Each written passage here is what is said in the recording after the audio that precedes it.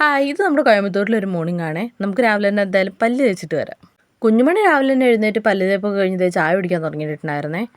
ഞങ്ങൾ ഇന്നലെ വൈകി കിടന്നുകൊണ്ട് തന്നെ രാവിലെ വൈകിയായിട്ട് എഴുന്നേറ്റത്. ഈ പെണ്ണ് ഞങ്ങളുടെ കൂടെ കിടന്ന് ഉറങ്ങിയതെങ്കിലും നേരത്തെ തന്നെ എഴുന്നേറ്റിട്ടുണ്ടായിരുന്നേ. പിന്നെ ആ കിടക്കുന്ന 5-6 കാലുകളുടെ ഉടമസ്ഥർ താഴെ കിടക്കാൻ സ്ഥലമില്ല എന്ന പേരും പറഞ്ഞ് വാർക്കപ്പുറത്ത് കയറി കിടന്നതാണ്. ഇവിടെ നല്ല രസമായിരുന്നേ.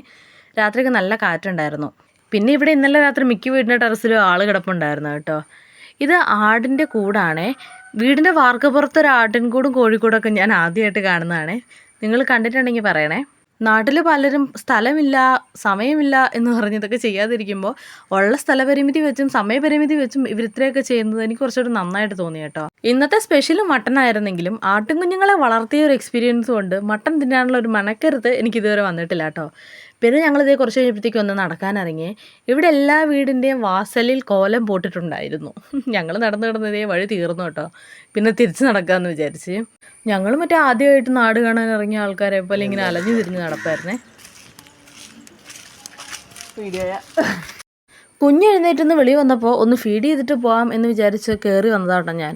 ആ ഗ്യാപ്പിൽ അമ്മായിപ്പനും മരുമോനും ഒന്നുകൂടെ കറങ്ങാൻ പോയി. പിന്നെ കുറേ സാധനങ്ങളുമായിട്ടാണ് തിരിച്ചു വന്നത്. ഫ്രഷ് ആയിരുന്നുകൊണ്ടാണോ അതോ നല്ല ചൂടുണ്ടായിരുന്നുകൊണ്ടാണോ അറിയില്ല, സാധനത്തിന് ഭയങ്കര ടേസ്റ്റ് ആയിരുന്നു കേട്ടോ, പറയാനില്ല.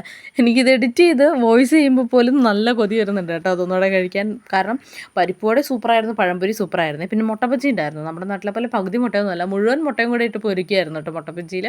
അതിൻ്റെ കൂടെ 2 ഇഡ്ഡലിയും കൂടെ കഴിച്ച് പ്രഭാത ഭക്ഷണമൊക്കെ നമ്മൾ അവസാനിപ്പിച്ചേ.